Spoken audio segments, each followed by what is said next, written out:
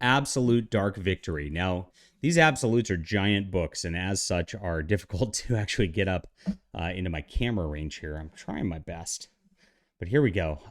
This is it. Jeph Loeb and Tim Sale, their second book in this series. Now, this one is a 13-issue series. There's also a 0 issue as they talk about this, and it follows up after Long Halloween. So I would 100% recommend reading Long Halloween first. There is also a absolute called Haunted Night.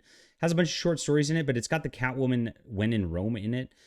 Kind of read When in Rome, I'd say best like in between this book, like in the middle of this, and then go back to it, because you learn some information about Catwoman, which she is vague about at the end of this, but it also you'll learn what happens in When in Rome. So that's kind of how it goes. There was this calendar criminal in Long Halloween, where there's a criminal who is just killing people on different holidays, and we have a return to that in this, where the criminal is actually killing different cops every holiday and hanging them as a noose. They're calling him the Hangman killer or whatnot in here. And the questions, who is it? And there are some mobsters, the Falcones, who are a part of this, who are also kind of a part of the first one and the When in Rome.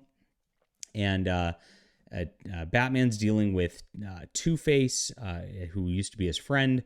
It's kind of like after year one, but kind of early with Jim Gordon being a little younger. And Catwoman's involved with Batman. At the beginning of this, he's got a relationship with Selina Kyle, who then, he disappears a bunch and she doesn't know he's Batman, kind of. And so she calls it off with him in the middle of this, which then goes into the When in Rome thing. She actually mentions how she was gone in Rome in one of the issues here as well. And so look at just Tim Sale's art before we get too far into this. It's just beautiful. You see how he uses a small amount of lines to do a big amount of talking. And that is some of my favorite art styles here. I love Tim Sale's art a lot.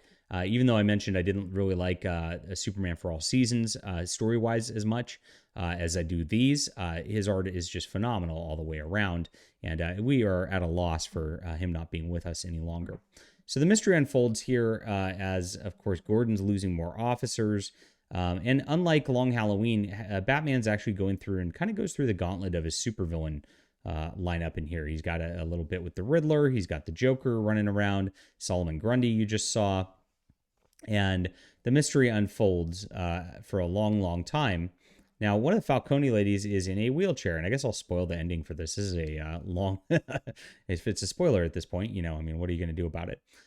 This gal here is the DA, and she's actually with Harvey Dent in this, and as Two-Face, and kind of feeding him information from the cops as it goes along. They suspect Harvey Dent Two-Face all along, but I would say it's not really billed as a mystery so much as just Batman going through the process. This doesn't feel as much like a mystery as Long Halloween did. And Batman going through the process, and Batman, gaining Tim Grayson. This is kind of almost like a Tim Grayson year one story in a bit too, towards the end of it. It envelopes a lot, and it's not as tight as Long Halloween, but there's a lot more character development, character moments in this one than there was in Long Halloween, which makes it a very different animal. I'm honestly as I'm going through this review, I'm like, do I like this better than Long Halloween or worse than Long Halloween? I'm not sure. I would say both stories have elements which are better, and both stories have elements which are not as good. And so it's like, even though these are top tier Batman stories, and I recommend anybody who wants to just start reading Batman, read year one, Long Halloween, and then this.